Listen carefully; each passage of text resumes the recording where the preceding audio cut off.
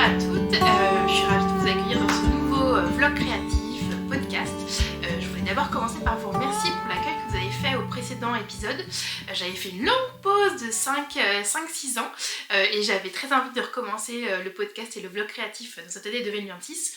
Et vous avez été au rendez-vous, donc mille merci pour tous vos gentils messages, pour celles et ceux qui étaient là déjà précédemment et qui du coup m'ont dit avoir plaisir à retrouver ce que je pouvais proposer. Et puis merci à tous ceux qui ont découvert la chaîne et qui se sont abonnés entre temps.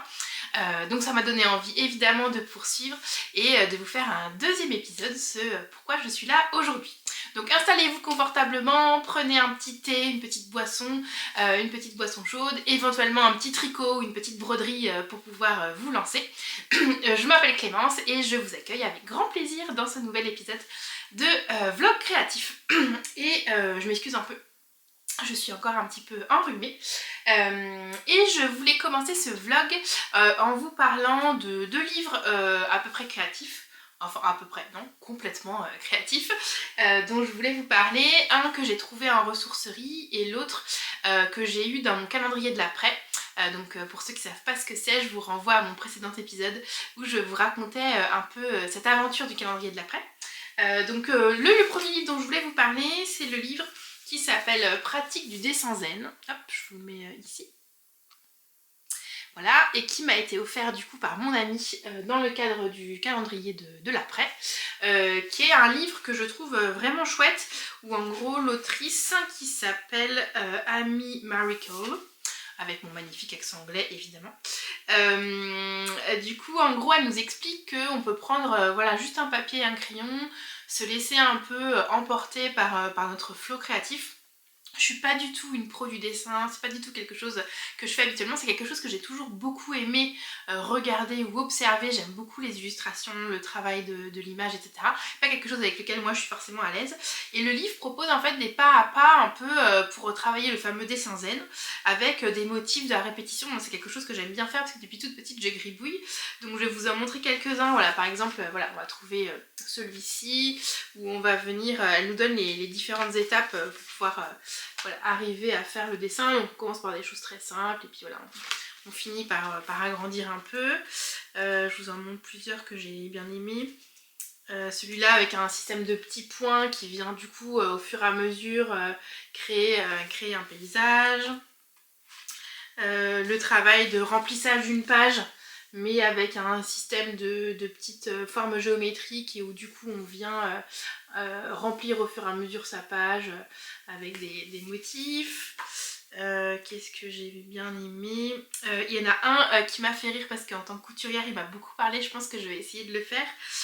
C'est un dessin d'un morceau de tissu qui s'effiloche avec un petit trou. Donc regardez, je trouve ça super sympa comme carte à offrir à quelqu'un qui adore coudre ou qui est une pro ou qui aime simplement le travail du tissu. Où en gros elle a réussi à recréer un espèce d'accro dans le tissu. Et donc là pareil elle nous montre du coup les différentes étapes pour pouvoir y parvenir. Voilà, donc c'est un super bouquin. Moi j'ai aimé l'idée de me dire je vais avoir une petite pratique créative quand voilà, j'ai 5, 10, 15 minutes devant moi, j'aurais envie de me lancer. Et donc je vais vous montrer ce que j'ai réalisé dans un premier temps. Donc j'avais fait le premier, j'avais utilisé, ah on voit pas, peut-être que je peux mettre un point derrière parce que je l'ai fait des deux côtés, mais voilà, on verra mieux. Donc je me suis amusée à faire un peu ces systèmes de petites, comme s'il y avait des marques d'un café posées sur la page, et puis j'ai travaillé un peu avec les petits points. Et puis de l'autre côté c'était des lianes, un système de lianes avec des petits amas de petits cailloux, de petits grains de riz que je trouvais sympa. Voilà. Et les écritures que j'ai notées sur cette carte, donc c'est notre mère, notre terre de ce côté, et de ce côté c'est on marche à l'envers, elle est en colère, et c'est un extrait d'une chanson dont je suis tombée totalement amoureuse, qui est dans la saison, enfin dans la série de Nicolas Maury qui s'appelle Les Saisons. Je sais pas si elle est encore accessible sur Arte, mais si elle y est encore, je vous conseille fortement d'aller la voir. C'est en 4 épisodes et on suit un couple, un trio amoureux, disons un triangle amoureux, à différents moments de leur vie, et c'est à chaque fois sur une saison. Donc on les retrouve à 15 ans, à 25 ans, à 35 ans, à 45 ans, à chaque fois avec leurs évolutions. Et j'ai adoré la chanson qui a été faite à la fin par la jeune fille de la famille, qui la chante à la guitare. Je crois que ça s'appelle Femme nue de Poème Capitaine. J'ai cherché un petit peu l'origine de la chanson, je vous avoue, j'ai pas forcément tout trouvé. J'ai l'impression que la bande son originale de la série a été faite par l'ancien chanteur des Bébés Brunes. Donc si vous avez mon âge et ma génération, vous voyez de qui je veux parler. Mais du coup, il a fait une carrière en solo entre temps. Mais je sais pas si c'est lui qui a écrit cette chanson parce que c'est la seule qui est chantée, le reste c'est plutôt de la mélodie. Mais voilà, en tout cas, j'ai adoré cette chanson que je trouve magnifique, qui est une évocation un petit peu de la terre et puis de comment est-ce que c'est notre mère à tous mais qu'on la met aussi un petit peu en danger. Bref, absolument fan de cette chanson. Donc voilà, là, je me suis inspirée de la carte en écrivant et c'était ça que j'écoutais quand je dessinais, donc c'est ça que j'ai voulu représenter. Donc ça c'est pour le premier livre créatif dont j'avais envie de vous parler. Et le deuxième que j'ai trouvé du coup en ressourcerie, c'est celui-là qui s'appelle Mots brodés. De Ginassi Mélanie Barbé Arroyo, mais qui est effectivement plus connue sur Instagram sous le nom de Ginassi. J'étais très contente de trouver le livre de Mélanie parce que je la suis sur Instagram. J'adore son univers, je trouve qu'elle a vraiment une approche de la broderie décomplexée, mais en même temps très girly, mais en même temps très power girly. Bref, je sais pas pourquoi je vous parle en anglais, mais vous comprenez un peu l'idée, j'aime beaucoup ce qu'elle fait. Et elle travaille beaucoup à partir d'expressions ou de choses qu'on peut broder assez facilement, voilà.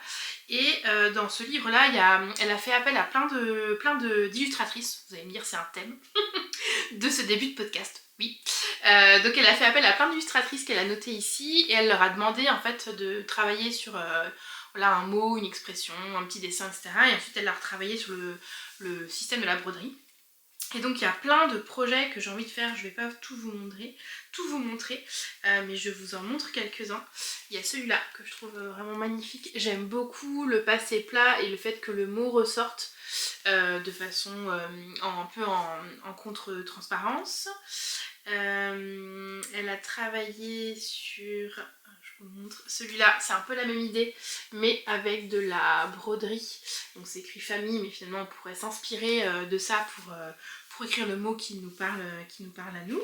Et vous voyez, après chaque fois on a le modèle qui est redessiné pour pouvoir le décalquer et puis le broder. Ça j'adore, c'est des monogrammes. Donc elle a fait toutes les lettres de l'alphabet en broderie. Et elle avait aussi publié dans un de ses e-books la même chose avec des chiffres pour marquer son année de naissance. Je trouvais ça très sympa. Vous voyez, donc ça peut donner ça avec le système de mots brodés. Ça c'était trop mignon si vous avez un bébé dans votre entourage de pouvoir broder des petites choses sur un body. Je trouve ça toujours vraiment très mignon. Qu'est-ce qu'elle a mis? J'aimais bien aussi l'idée de faire... elle avait inventé une... avec je crois que c'est Yuli Dessine qui a fait le dessin à l'origine.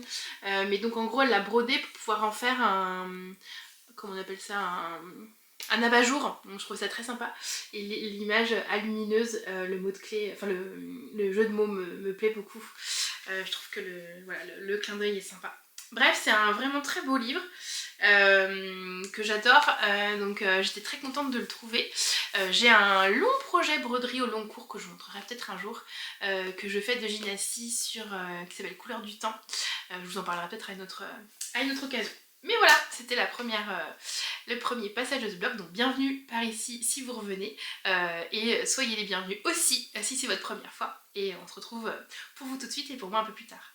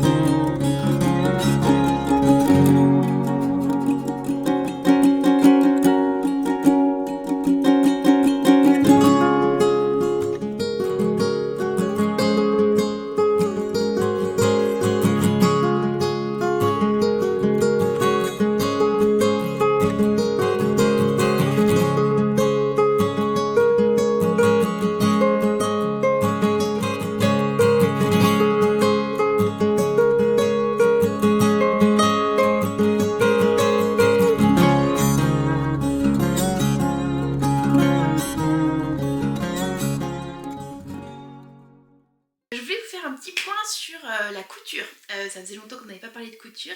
Dans mon précédent vlog, on l'avait pas évoqué. Et donc là, je voulais faire un petit point sur la couture. Ça fait aussi partie des choses que je pratique relativement souvent et j'ai eu l'occasion pour ce Noël d'avoir un bon qui m'a été offert par mes beaux-parents pour pouvoir faire une commande chez Maison Fauve. Donc c'est ce dont je vais vous parler là principalement de ma commande chez Maison Fauve, des idées que ça m'a permis d'explorer et voilà des envies couture que j'ai et que vous pouvez apercevoir ici parmi les tissus que je voulais vous présenter. Donc dans ma commande Maison Fauve, j'ai pu faire une commande, j'ai pu acheter 3 patrons pochettes et j'ai pu acheter du tissu et du coup voilà c'était ça que je voulais vous montrer et du coup de peut-être passer en revue mes inspirations et mes idées pour chacun de ces projets couture. Donc la première pièce que j'ai achetée c'est la veste sable. Voilà, de Maison Fauve, qui est un modèle assez classique de la marque, qui je pense existe, la veste sable existe quand la marque s'appelait encore Dessine-moi un patron je crois, donc c'est un modèle relativement ancien et d'ailleurs on voit sur la pochette elle n'est pas forcément en lien avec une collection récente. Et j'aimais beaucoup cette veste parce qu'il y a un peu un format, si vous voulez, un format kimono, mais en format veste aussi, donc il n'y a pas de boutonnage, c'est vraiment voilà, une veste toute simple avec une particularité où il y a des découpes de poches à l'intérieur et ces fameuses manches kimono que j'aimais bien. Voilà, donc ça c'est le premier projet auquel j'avais envie de souscrire, donc j'avais envie de vous parler et donc je suis allée chercher dans mon stock de tissus ce qui pourrait du coup coller avec mes inspirations du moment, mes envies, etc. Et ça fait quelques temps que je réfléchis un peu sur ma garde-robe et sur voilà, ce que j'ai envie de porter et comment j'ai envie de le porter. Je fais beaucoup de réflexions aussi là-dessus, donc peut-être que je vous emmènerai aussi dans mes réflexions garde-robe parce que ça a forcément un lien avec la couture, voilà. Et notamment je suis pas mal inspirée par les réflexions, si vous la connaissez pas, de Myrtille au sein du compte Instagram qui s'appelle Histoire Seconde, qui a une approche de la mode vintage et puis de la mode raisonnable et de trouver son propre style et de sortir un peu des injonctions sur le corps, sur les couleurs, tout ce qu'on a entendu, pas porter de court, pas porter de choses larges ensemble, pas porter ses couleurs, enfin elle révolutionne un peu l'aspect, j'aime beaucoup son style, pas forcément, il ressemble pas forcément à celui que moi j'ai envie d'avoir. Mais j'aime beaucoup son style et elle me fait beaucoup réfléchir sur ce que j'ai envie de porter. Bon, je suis quand même inspirée par elle parce que j'ai récupéré dans mon dressing, enfin dans le dressing de mon chéri, que lui-même a récupéré dans le dressing de ses parents, un vieux pull années 90, vous voyez, avec une encolure V, donc voilà, celui-là il n'a pas été tricoté maison, mais voilà, il est complètement oversize, mais je suis fan de ce pull. Donc voilà, mais en tout cas c'est elle qui m'a un peu inspirée, si vous allez voir son compte vous comprendrez pourquoi je dis ça par rapport à ce pull. Mais voilà, en tout cas sa réflexion sur un dressing qui nous ressemble, comment est-ce qu'on peut avoir des pièces qui ont du sens, comment est-ce qu'on peut avoir un style un peu plus affirmé, c'était quelque chose que j'avais envie de travailler. Et donc ma commande Maison Fauve rentre dans cette logique là et justement j'ai chiné un blazer qui est plutôt pour le printemps-été, que je mets beaucoup, et j'aimais bien l'idée de la veste sable pour pouvoir la porter aussi avec des pulls en dessous, de façon à ce que la veste vienne à rajouter une pièce un peu plus iconique par-dessus ce que je porte, mais sans que j'ai froid, parce que je suis une frileuse. Donc voilà, donc un petit pull tricoté en dessous, tout simple, et une veste un peu plus marquant par-dessus, c'est quelque chose que je trouvais sympa. Et voilà, donc j'aimais bien cette veste kimono. Donc je suis allée chercher dans mes différentes manières ce que je pouvais avoir qui correspondrait. Donc la première idée que j'ai eue, c'est ce tissu que je vous montre. Hop. Voilà. Donc j'ai une version comme ça avec un motif qui tire un peu vers le bleu. Donc j'ai une version comme ça, enfin un morceau de tissu comme ça. Et j'en ai aussi une version qui tire plus vers le vert. Hop, si je vous l'approche, vous allez voir, qui tire un peu plus vers le vert. Je pense que ça m'irait mieux, mais peut-être que l'autre irait mieux aussi avec un jean, avec le rappel de bleu. Bon voilà, il faut que je tranche éventuellement entre les deux, sachant que ce sont des tissus que j'ai hérités de ma maman qui les a tissés. Donc c'est son travail, voilà, elle fait des études textiles ma maman, et mon père me les a donnés puisque j'ai perdu ma maman il y a quelques années. Et donc du coup, voilà, je sais qu'elle les avait tissés, je pense, bien avant ma naissance, sur son métier à tisser. Donc c'est un travail phénoménal parce que vous voyez, j'ai de la matière et j'ai de la taille importante, enfin j'ai du métrage assez en nombre, et je voulais faire un projet avec ces tissus qui ait du sens. Évidemment pour moi, que je leur donne aussi voilà, une valeur à ces tissus et de les revaloriser d'une façon qui soit sympa, et une pièce que je puisse garder, que je puisse porter, sur laquelle j'investis du temps, de l'énergie et du symbole, on va dire ça comme ça. Donc voilà, ça c'est deux options que j'ai. Faut que je choisisse l'un des tissus, mais je me dis que ça pourrait être sympa si vous regardez un peu dans le modèle. En fait, il y a un système de découpage des poches, et que je me dis que ça pourrait être sympa de travailler dans le tissu en fonction des directions, avec un carreau qui pourrait aller dans un sens, puis la poche coupée dans l'autre. Enfin, je pense qu'on peut s'amuser un peu avec le sens du motif. Donc ça, ce serait une première idée, voilà, à aller chercher. Et sinon, hop, ça tombe. Et sinon, dans les autres idées, pareil, en allant chercher dans mon stock, j'ai 2 coupons. C'est aussi un tissu auquel je tiens et qui a une histoire. Voilà, si c'est pas des coupons que j'ai reçus récemment, j'ai des coupons avec des histoires, donc je vous les raconterai quand ça a du sens. Voilà, donc c'est un autre tissu, qui est un tissu qui vient d'Afrique, qui est tissé avec de l'indigo, mais qui est aussi un peu brodé. Voilà, c'est un tissu un peu ethnique, mais que je trouve très sympa, qu'une amie m'a ramené d'un voyage qu'elle a fait en Afrique, voilà, qui travaille dans des organisations internationales, et donc elle a eu l'occasion d'aller plusieurs fois en Afrique. La seule difficulté que j'ai avec ce tissu, c'est que je l'avais lavé plusieurs fois. Là, la caméra, ça se voit pas trop, mais il y a le orange qui a des teints un peu sur les parties blanches. Mais voilà, je trouve qu'il a un petit côté funky. Voilà. Alors ça va être une veste qui est un peu moins passe-partout, mais qui peut répondre à mon idée d'avoir un projet un peu plus iconique. Donc vous me direz ce que vous en pensez. Et de la même façon, avec le projet de la veste sable, ça pourrait être rigolo d'avoir la veste dans un sens et voilà, dans un autre sens la poche, pour essayer de marquer une découpe un peu plus physique. Voilà, donc ça c'est mes 2 idées pour la veste sable. Donc dites-moi s'il y en a une de ces options que vous préférez, je serais curieuse d'avoir votre avis. Sachant que je pense que je vais pas forcément la coudre tout de suite. Enfin, de façon générale, un peu sur mes projets couture, je mets du temps à passer à l'action. Parfois ça tombe comme ça d'un seul coup, mais sinon voilà, je prends quand même plutôt mon temps pour réfléchir et ensuite pour faire. La deuxième pièce du coup de ma commande Maison Fauve, c'est un jean, et il s'agit, hop, je vais vous montrer comme ça, j'enlève le petit papier, hop, c'est le jean Ronsard de Maison Fauve, qui se présente comme ça. Et donc là derrière vous avez le dessin technique. Donc la particularité, c'est que c'est un jean qui est à la taille ni haute ni basse, enfin voilà, taille normale, et qui est à peu près plutôt près du corps jusqu'à la cuisse, et ensuite il va un peu droit avec des wide legs, mais sans que ce soit non plus très pas de def éclair, enfin voilà, évasé vers le bas. C'est vraiment je vais y arriver, une jambe droite.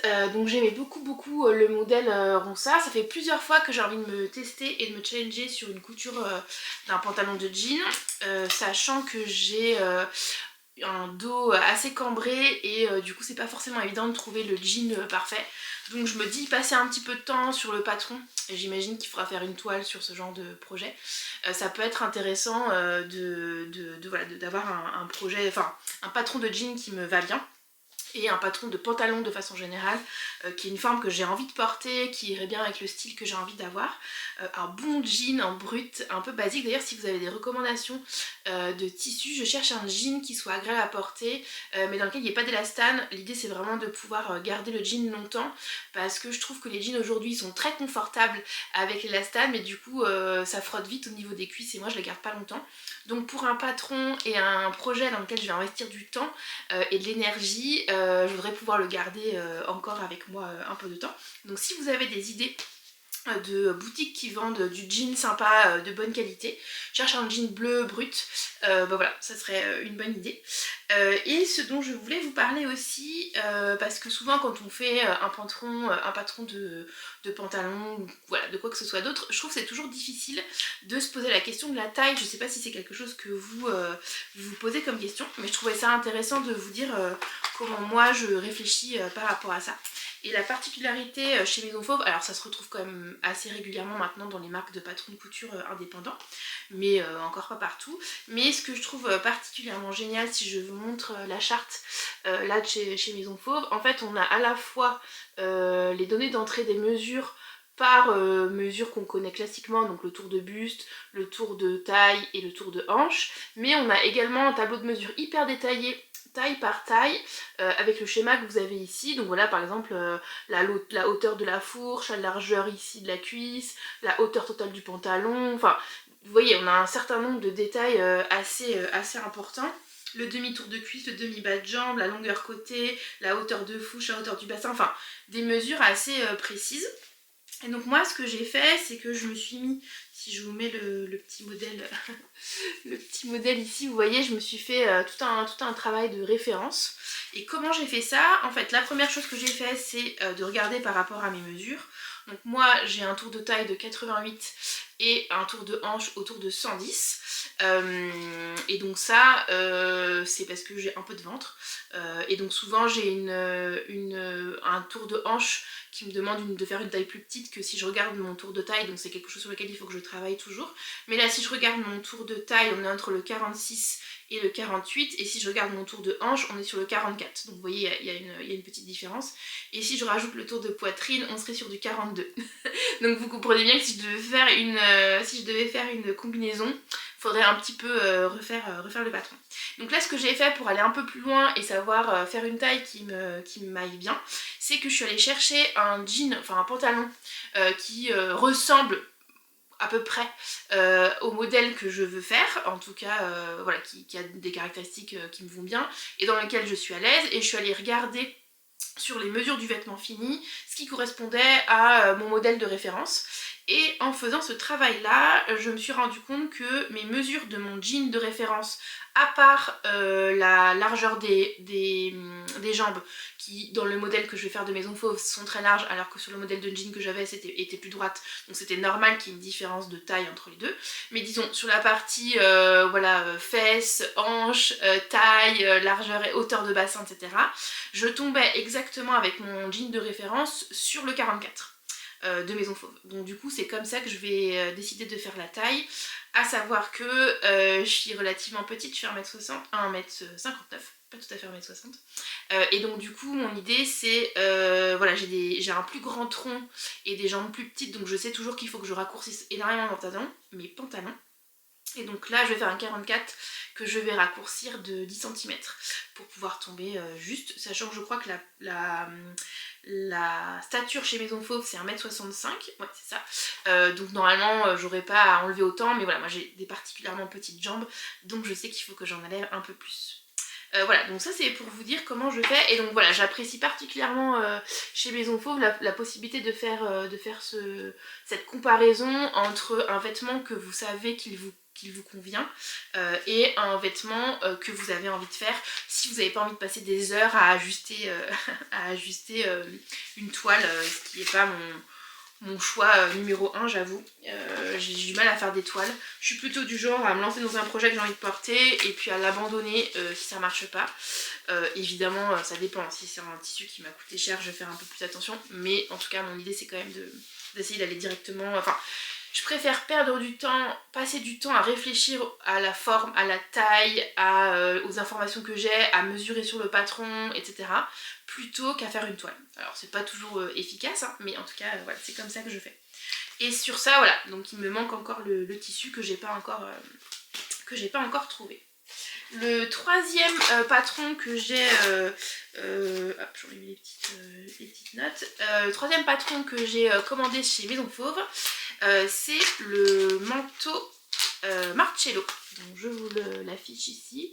La particularité du manteau Marcello, c'est que c'est un peu en version un peu homme, inspiré du vestiaire homme pour la partie en haut. C'est pour ça que le vêtement s'appelle Marcello, en rapport avec Marcello Mastroianni, qui est évidemment un grand acteur italien. Donc c'était pas pour rien que j'ai choisi le manteau Marcello, et qui est un peu féminisé avec cette taille qui est un peu resserrée, un peu en mode robe de chambre. Si je vous montre ici le dessin technique, on comprend bien ce que je veux dire. Et la particularité du manteau Marcello que vous allez voir, c'est qu'il a une découpe aux manches, et donc le haut de la manche vient se prendre jusqu'en dessous du col, jusque le haut, et ça faisait une finition que je trouvais vraiment très jolie.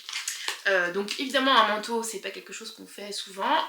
Moi j'ai un problème de manteau depuis 2 ans. J'ai pris du poids sur les 2 dernières années, donc mes manteaux préférés que je portais, voilà, ça me fonctionnait plus tout à fait bien avec mes besoins. Donc je me traîne 1 ou 2 manteaux, mais qui vont pas avec toute ma garde-robe, dans lesquels je suis pas 100% à l'aise, enfin voilà, j'ai un problème de manteau. Et donc je me suis dit, bah puisque tu as un problème de manteau, fais-toi un manteau. Et donc du coup voilà, avec l'occasion de Maison Faux, je me suis dit que c'était un modèle qui serait intéressant à faire. J'aimais bien le fait que le col soit quand même relativement haut. Moi j'aime pas être échancrée pour un manteau, j'ai quand même besoin qu'il me tienne chaud, même si je rajoute toujours une écharpe ou un châle par-dessus, mais voilà, je voulais quand même un col montant. Et je me suis dit que ce serait intéressant, je trouvais assez beau ces découpes graphiques dans le projet du manteau Marcello. Et donc là-dessus, du coup, j'ai réfléchi. Je vous refais pas le petit détail de la taille, mais voilà, en tout cas, j'ai fait le même système. J'ai pris un manteau à moi qui fonctionne relativement bien, et j'ai fait des comparaisons pour essayer de tomber sur quelque chose, sachant que si je regardais les mesures, alors je peux peut-être vous le dire parce que je trouve ça toujours intéressant de faire la différence justement entre les mesures prévisibles et le manteau. Donc moi, avec mon tour de poitrine de 97, ma taille à 88 et mes hanches à 110, si je regarde la poitrine, il faudrait que je fasse un 42, à la taille il faudrait que je fasse un 46, et aux hanches il faudrait que je fasse un 44. Donc vous voyez, ça ferait de toute façon un patron à retravailler et à refaire. Sachant que le modèle est légèrement oversize et c'est pas forcément ce que je préfère dans le modèle, même si c'est quand même son style de base. Donc du coup, en prenant mes références de manteau, je me suis rendu compte que même en portant un pull épais, ce qui est quand même l'objectif d'un manteau, c'est pas d'être serré, mais même en portant un pull épais, en prenant mon manteau de référence, en fait ça fonctionnerait très bien si je faisais un 40. Vous voyez, plus petit que les mesures que j'aurais eues, mais en élargissant à un 42 au niveau des hanches pour que j'ai suffisamment de quoi fermer mon manteau. Et en termes de hauteur, par rapport à ce qui était à la hauteur de bassin qui était indiquée, il faudrait que je raccourcisse de 4 cm. Donc du coup j'ai fait toutes ces mesures. Je pense que je vous insérerai en même temps que je parle là des extraits, soit en même temps soit après, des extraits de comment j'ai découpé le patron, de voir où est-ce que j'ai fait mes mesures, comment je les ai découpées. L'idée c'est évidemment de prendre sur les patrons en général, vous avez toujours des lignes voilà, pour découper au bon niveau. Peut-être que je peux vous montrer, vous me verrez faire je pense sur la vidéo. Mais donc en gros le principe c'est que on vient repérer la ligne où on peut permettre de couper et de voir où on a la ligne qui est définie. J'ai tracé une ligne parallèle à cette ligne là à 4 cm et je viens replier mon patron pardon, sur cette ligne pour pouvoir voilà, raccourcir ma hauteur de manteau. Et donc je l'ai fait sur la pièce d'eau, la pièce devant, la pièce de doublure intérieure, enfin la pièce de doublure devant et la pièce de doublure dos, et aussi sur la parmenture évidemment.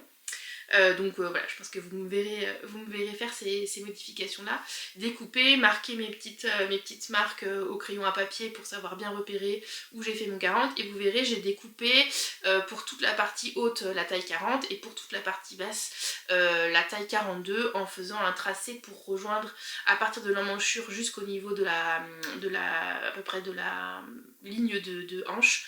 J'ai retracé entre le 40 et le 42, dans ce sens là c'est relativement facile à faire. Et en termes d'inspiration, j'avais aussi très envie de réfléchir à un patron qui soit, enfin, une approche qui soit assez graphique. Donc j'ai regardé pas mal de lainage, je suis allée faire pas mal de recherches dans des magasins de tissus, etc. Et au début j'étais partie sur un carreau un peu punchy, avec des couleurs un peu marquantes qui rentrent dans ma colorimétrie, donc avec du fuchsia, avec du vert, avec du bleu pétrole, avec du violet, voilà, j'étais sur ces couleurs là. Je trouvais pas un tissu qui aille bien. Et l'autre chose c'est que je trouve que la particularité de la forme fait que, en fonction du tissu qu'on peut choisir, ça peut faire un peu robe de chambre. Et je m'étais dit, un tissu à carreaux marquant, ça peut rappeler l'effet robe de chambre. Alors c'est tout à fait ok de l'assumer, hein, j'ai pas de jugement là-dessus, mais du coup moi je me disais, si je vois une robe de chambre chaque fois que je sors mon manteau, ça va me poser problème. Donc j'ai annulé l'effet carreau.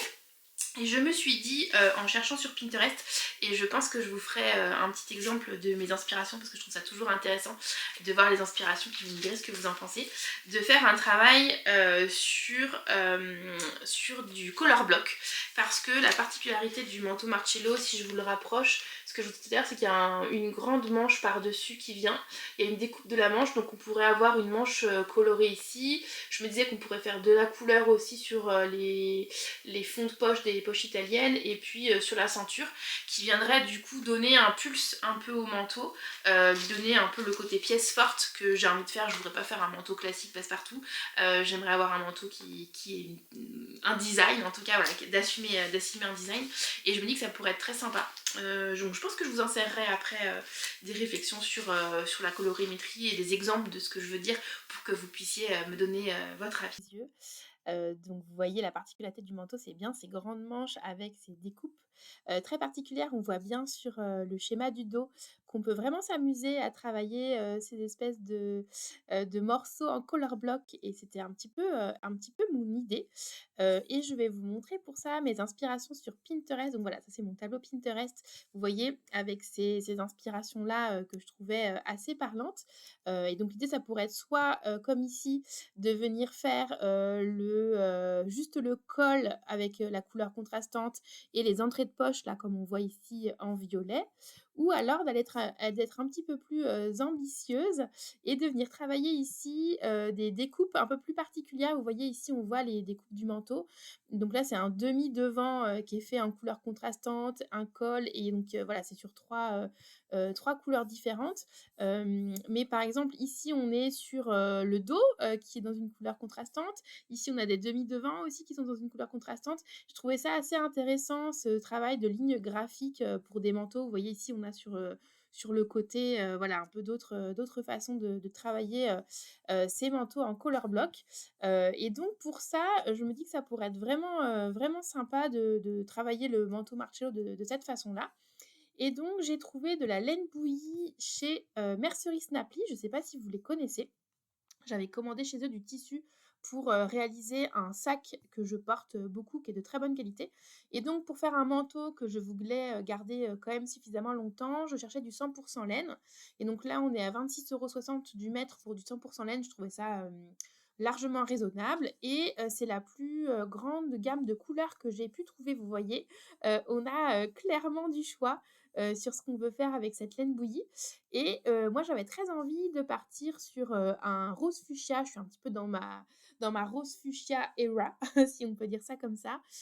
Et donc peut-être de travailler éventuellement soit, avec du bleu électrique, ça peut être intéressant, le col ou les manches, ou le dessus ou la ceinture, avec du jaune, peut-être, même si c'est moins mes couleurs de base. Je pensais aussi que ça pourrait être intéressant de travailler sur du vert bouteille, ou du vert forêt avec, ici, voilà, vert forêt, fuchsia, bleu. Est-ce qu'on prend 2 couleurs? Est-ce qu'on prend 3 couleurs? Est-ce qu'on vient atténuer un peu en travaillant sur un rouge anthracite, voilà, un orange un peu terre brûlée?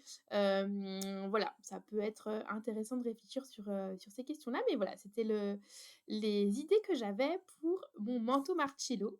Je vous l'affiche ici et on verra ensemble, ce que j'ai décidé de faire finalement. Et donc, sur ces logiques de manteau, je m'étais dit que ça pourrait aussi être intéressant de réfléchir sur une pièce de tissu qui soit pas si onéreuse, parce que c'est évidemment trouver de la laine bouillie ou de 100% laine pour un manteau, c'est ça qui permet d'avoir chaud, mais c'est quand même un investissement. Et donc j'ai eu l'idée d'aller chercher en me disant mais si tu penses couverture, robe de chambre, etc., peut-être qu'il existe des couvertures vintage en laine que tu pourrais réutiliser pour te servir de ça pour ton manteau. Et donc je suis tombée dans un moment de folie sur Vinted pour chercher mes couvertures vintage. J'en ai trouvé une, peut-être que je vous mettrai une photo parce que je ne l'ai pas encore reçue, à gros poids. Donc je me dis que ça pourrait être marrant sur ce manteau là. Donc à voir si je me lance dans une première version du manteau avec ce tissu là ou si je vais directement sur mon idée de color block. Et en cherchant quand je suis passée faire des courses chez Maison du Monde, j'ai découvert ce plaid et je me suis dit oh, ce serait trop beau de regarder à quel point il est magnifique. C'est un plaid avec de la broderie avec des grosses fleurs, un peu, j'essaie de vous montrer, avec des grosses fleurs, vous voyez, voilà, qui est un peu, alors je pense pas que ce soit du lainage. Quelle est la proportion de lainage ou de pas de lainage là-dessus? C'est 100% coton, voilà. Et la doublure est en viscose. Bon, voilà. Donc c'est pas très chaud, mais je me disais, imaginez un manteau, alors peut-être pas le manteau Marcello du coup, mais retravaillé, ou une veste faite dans ce plaid, je trouve ça magnifique. Et le plaid était vendu voilà, assez cher chez Maison du Monde, donc je n'avais pas craqué. Et j'ai trouvé sur Vinted, je pense à, je sais pas, 70% de son prix normal. Si j'avais dû trouver un tissu qui ait cette qualité-là, ce détail-là, pour ce métrage-là, je pense que je l'aurais pas du tout payé. Je crois que je l'ai payé 30 € sur Vinted. Et voilà, j'aurais pas eu 1,50 m de métrage dans un tissu de cette qualité. Donc voilà, je vous donne le petit tips, mais je trouvais sympa l'idée d'investir. Je dois reconnaître qu'il est tellement beau que j'ai presque du mal à le couper parce que je me dis que voilà, en plaid de maison, voilà, sur un fauteuil ou sur un canapé, mais je sais pas, je suis quand même titillée avec l'envie de l'upcycler. Donc si vous avez une idée de manteau, de veste qui irait hyper bien avec ce design là, bah, n'hésitez pas à me le partager. Voilà, je suis curieuse d'avoir des idées. Sachant que je me dis que c'est quand même double bénéf parce que j'ai le tissu principal d'un côté et que j'ai la doublure déjà adaptée en termes de couleur de l'autre côté, quoi. Donc voilà, ça c'était ma petite trouvaille que je voulais vous partager. Ma petite trouvaille, on va dire, le bon plan by Blues and Pop. On va appeler ça comme ça. Vous me direz si vous avez déjà eu cette idée ou si vous l'avez déjà fait. Et pour finir sur ma collection, enfin sur ma commande Maison Fauve, à côté des 3 patrons du coup, que j'ai commandé, j'ai aussi commandé de leur tissu, donc complètement dans mes couleurs. Donc c'est leur viscose, un peu viscose jacquard, dans le sens où vous voyez, vous avez des petits points, alors j'essaie de vous montrer correctement. Voilà, comme ça, il y a des petits points en relief, vous voyez. Donc il y a le côté comme ça qui est mat avec les petits points un peu en relief, et sinon vous avez la version côté un peu brillant, vous voyez, avec les petits points qu'on voit. Donc j'ai la version prune violette, là je pense que vous avez la bonne couleur. Peut-être qu'il est un peu plus chaud que ce que vous voyez à l'écran. J'essaye de voir si je peux arriver à vous faire une couleur. Bon, mais en gros voilà, vous avez ça sent hyper bon parce que elle met un petit parfum dans la commande. Et même si je les ai lavés, il y a encore le parfum de base. Et j'ai pris un autre petit coupon de ce vert kaki, vert mousse, sur le même principe, hein. Donc il y a un côté brillant, vous voyez, avec les petits points. Et un autre petit côté qui est moins brillant. Je l'ai pas dit, mais je suis une fan absolue de pois. Voilà. Donc évidemment quand j'avais vu ce modèle là j'avais craqué. J'ai eu un coup de cœur aussi pour ça parce que j'ai vu un film qui s'appelle, j'essaierai de vous insérer l'affiche ici, qui s'appelle Diamanti de, comment il s'appelle le réalisateur? C'est un film italien que j'ai eu l'occasion de voir dans le cadre du festival du film italien. qui passe à côté de chez moi. Et voilà, vous connaissez mon amour pour l'Italie, donc j'étais trop contente d'avoir l'occasion d'entendre parler italien, voilà, avec énormément d'actrices italiennes. C'était vraiment super. Et donc le film s'appelle, que je vous dis ça, donc le film c'est Diamanti et le réalisateur c'est Ferzan Özpetek. J'imagine qu'il est d'origine turque, mais en tout cas voilà, c'est un réalisateur italien. Et donc ça se passe dans les années 70 dans une maison de couture italienne à Rome. Autant vous dire qu'il y avait tout pour me plaire. Il y avait Rome, il y avait couture, il y avait années 70. Que demande le peuple? Et donc voilà, c'est un film assez intéressant voilà, sur le développement de cette maison de couture. C'est pas le film le plus fantastique que j'ai eu à voir, mais en termes de envie couture, de style, c'était absolument, ça m'a mis des mirettes plein les yeux.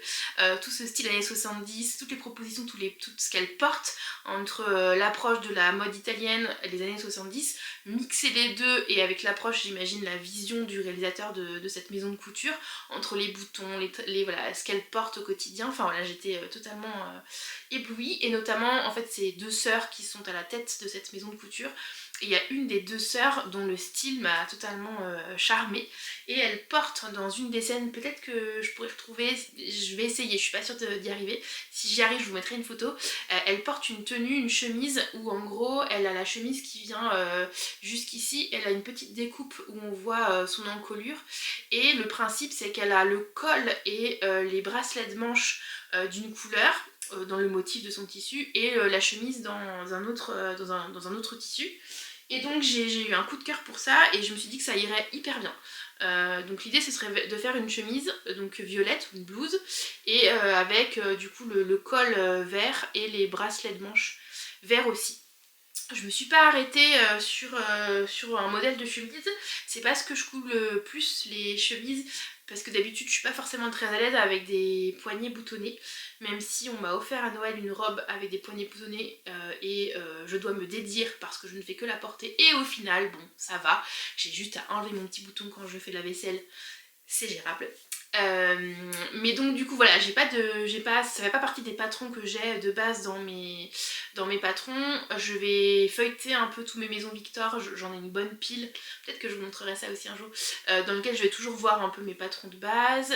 J'ai des livres aussi, j'ai la chemise septembre de Atelier Charlotte Ozou, que j'aime bien, dans ma garde-robe à coudre pour toute l'année je crois, ou je confonds, non je crois que c'est ça. Et mais sinon voilà, si vous avez des idées de chemises qui auraient un travail de col, alors voilà, si j'arrive à faire cette petit espace, tant mieux, mais sinon voilà, en tout cas j'essaye je prendrai un modèle de chemise classique, voilà, qui pourrait le faire. Voilà, je pense que je vous ai dit tout ce que j'avais à vous dire sur la partie projet couture, envie couture, inspiration couture. Je suis pas sûre d'arriver à tout coudre là dans les prochaines semaines, donc ne vous attendez pas à avoir 28 réalisations.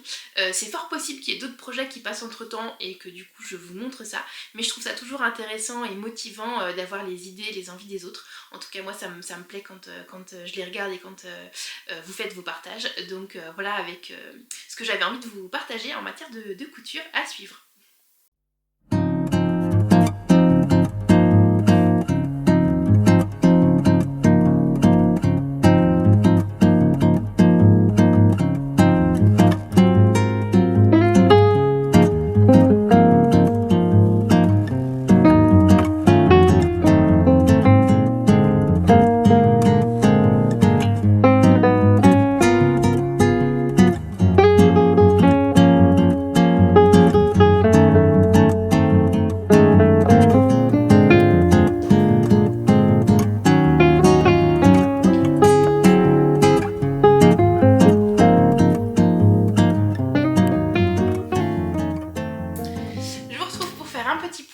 Parce que comme vous le voyez sur ces images, mon pull est fini, mon pull Garance de Nail, donc que je porte fièrement, et je le porte avec mon short grand bain de Maison Fauve, et je trouve que les couleurs vont parfaitement bien avec les petites fleurs.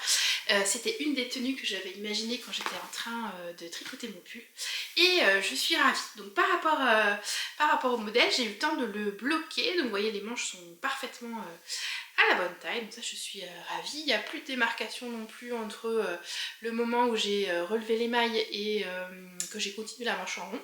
Il y avait une petite démarcation au moment où j'avais arrêté le tricot, mais là du coup elle a complètement disparu. Et en termes de longueur, il a gagné 2 petits centimètres, donc il n'est pas très long. Je pense qu'il aurait mérité d'être un peu plus long. Mais comme je le voulais relativement court parce que je voulais le porter un peu court et un peu boxy, du coup ça va, il est largement portable. Et donc voilà, je suis très contente, la couleur est parfaite, me donne un petit coup de peps. Je suis un peu malade donc du coup voilà, j'ai pas forcément l'énergie qui ressort. Mais en tout cas voilà, je trouve qu'il a vraiment un chouette tombé. J'avais un peu peur du côté boxy de la laine par rapport à l'emmanchure qui était un peu dure. Et là je trouve que voilà, avec le blocage, du coup voilà, ça fait pas trop de plis disgracieux, il tombe relativement bien et j'en suis très contente. Voilà, donc ça c'est mon premier projet terminé dont je voulais vous parler. Et le deuxième, parce que du coup entre les 2 épisodes, bah, j'ai pu avancer sur mes projets tricot. Ce sont mes chaussettes. Hop, je vous les amène un peu plus près. Mes Wild Stripe Socks que j'ai fait en violet. Donc voilà, les 2 sont terminés, je n'ai pas eu le syndrome de la deuxième chaussette. Et par rapport au modèle de base, du coup, j'ai fait que 2 rayures de Léo au lieu d'en faire 3 parce que je vous ai dit que moi je tricotais assez lâche. Et donc du coup j'ai adapté le patron comme je fais toujours quand je tricote, j'adapte le patron à mon montage de mailles. Donc moi j'ai toujours la même recette de chaussettes dont je ne varie pas trop et je m'inspire des patrons ou des idées pour faire mon montage de chaussettes. Mais donc je commence toujours par le haut. Bon là les Wild Stripe Socks elles se construisent pareil, mais voilà, en tout cas je les construis par le haut. Je monte 56 mailles 2 x 28 sur des aiguilles 2,25 que j'ai une paire d'aiguilles fixes voilà, que j'utilise pour faire mes chaussettes. Donc je monte toujours 56 mailles qui vont parfaitement pour ma largeur de tour de cheville et de mollet. Donc voilà, je les fais jamais très hautes, donc j'ai toujours une tige à peu près de cette hauteur là parce que moi j'ai des mollets assez importants et donc du coup si je monte beaucoup, en fait j'ai beaucoup de mailles d'écart entre mon mollet et ma cheville, donc du coup voilà, je les fais pas monter trop haut et ça me va très bien. Donc voilà, donc j'ai fait que 2 rayures léopard en jacquard et je suis assez contente de mon jacquard. Je trouve qu'il est il est pas trop tiré, on le voit bien, il y a quand même, voilà, il est quand même relativement extensible. Et si je vous montre l'intérieur, j'ai avancé, enfin j'ai bloqué les fils toutes les 3 mailles quand il y avait une longue partie où il n'y avait pas besoin de croiser les fils. Et voilà, je trouve que l'intérieur du jacquard il est assez propre aussi et est quand même relativement élastique pour pouvoir laisser passer le pied évidemment. Et la laine du coup c'est de la laine langue, la fameuse sock langue de yarn, enfin la yarn, je vais y arriver, la sock yarn de langue.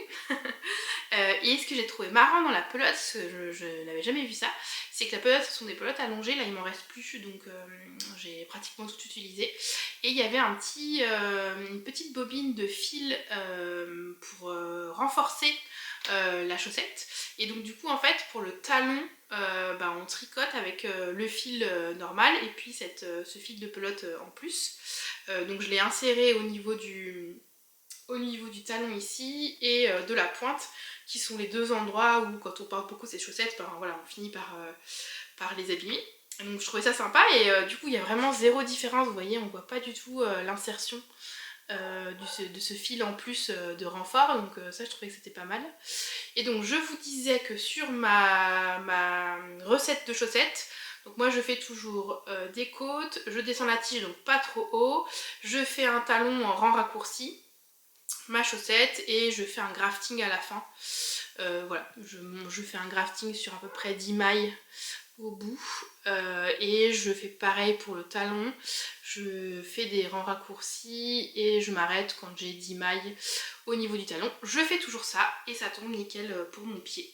Donc voilà, je m'embête plus sur d'autres modèles de chaussettes. J'avoue que maintenant c'est assez automatique dans ma tête et je m'amuse juste du coup sur les modifications voilà, pour la tige, pour le dessus du pied, etc. Mais sinon je fais toujours un peu la même paire. Donc voilà, ma petite paire de chaussettes White Trap Socks en violet.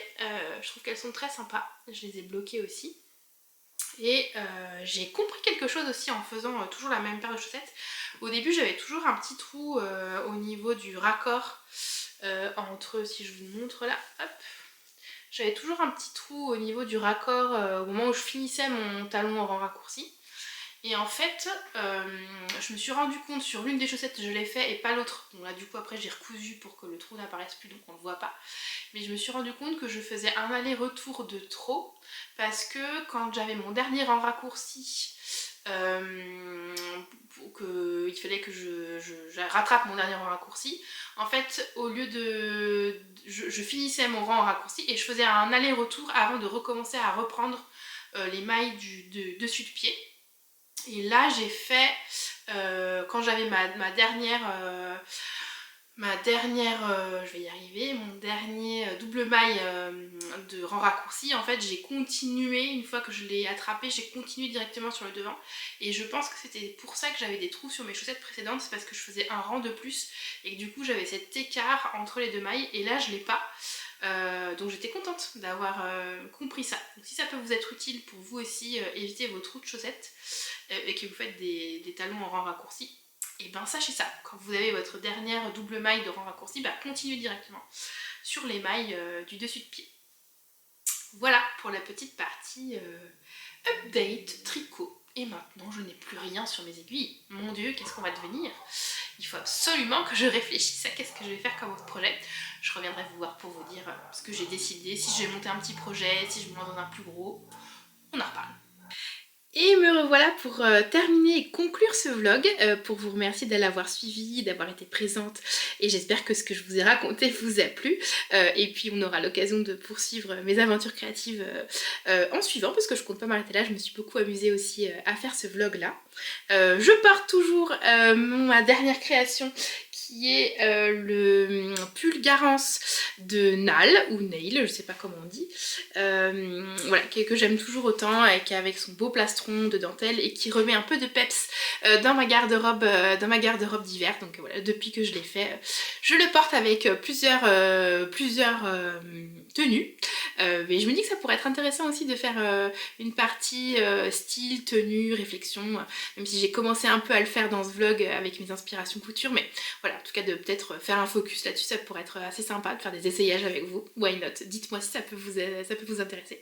Et je porte aussi des boucles d'oreilles qui sont en cuir et que j'ai fait moi-même, voilà, avec un... Je suis un peu en contre-jour, mais voilà, l'idée c'est d'avoir mis comme un espèce de petit puzzle, vous voyez, et du coup la lumière varie un peu aujourd'hui. Voilà, un petit puzzle de cuir pour pouvoir me faire mes boucles d'oreilles maison. Je voulais aussi vous dire que je vous avais lâché, je pense, dans le dernier petit morceau en vous disant que j'avais rien du tout sur mes aiguilles.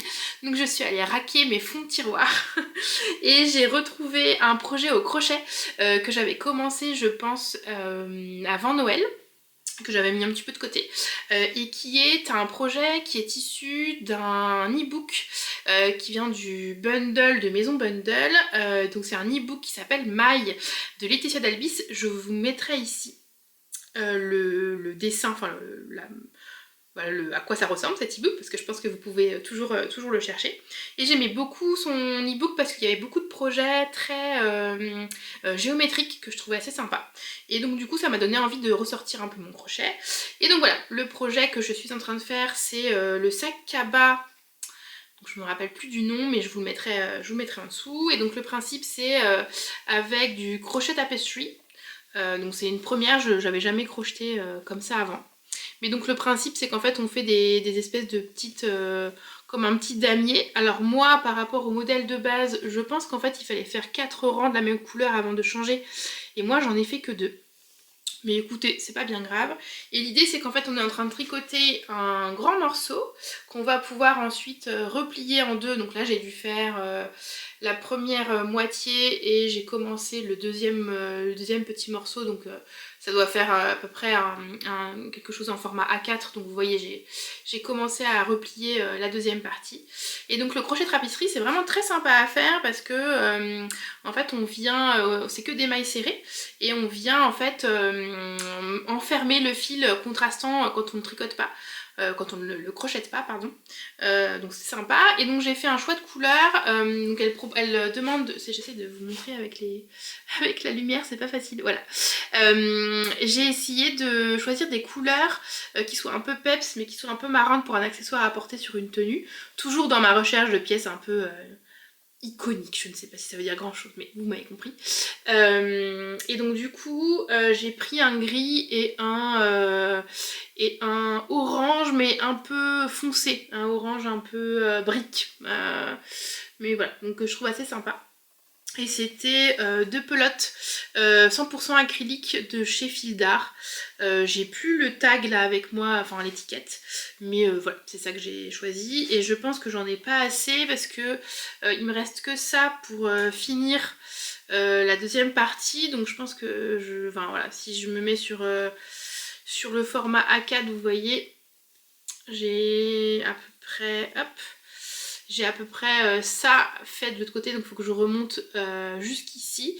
Et après on a deux autres côtés pour faire un format cabas un peu plus fixe. Et ensuite on vient coudre des bretelles, n'importe quoi. Des anses pour pouvoir finir le sac. Donc je vais voir ce que je fais. Je crois que j'avais récupéré des anses sur un vieux sac, donc peut-être que je ferai ça, que je récupérerai ces anses là. Et donc je pense que je vais aller m'acheter les deux pelotes qui me manquent pour pouvoir avancer sur ce projet de crochet. Voilà, bah écoutez, encore merci d'avoir été présente avec moi. J'espère que vous avez passé un bon moment avec ce vlog créatif. Vous avez normalement toutes les notes de ce dont j'ai parlé en bas dans la barre de description et je vous dis